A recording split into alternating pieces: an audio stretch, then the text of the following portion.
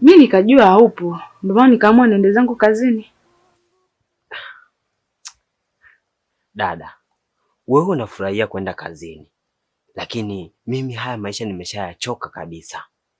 Yaani ni bora tu mama arudi. Mimi nishazoea kupikiwa, lakini sasa hivi kila siku mimi ndo naingia jikoni, na isitoshe ukiangalia mimi naumwa, nakosa hata mtu wa kumdekea. Nyie wenyewe mko bize muda wote. Sasa hiyo ndo shida ya watoto wa mwisho.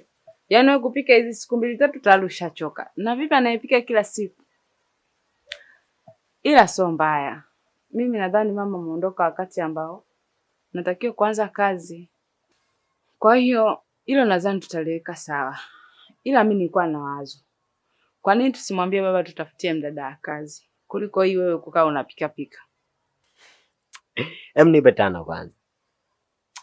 Mimi dadangu ndio maana uaga na kukubali sana. Katika siku umeongea ni leo, afu umeongea kitu cha pointi sana. Mimi dadangu nakupa saluti. Basi sawa. Mimi naondoka zangu kazini. Basi sawa. Mimi nakutakia kazi njema. Sawa. Asante na wewe ugua pole. Secret revenge. Secret revenge. Secret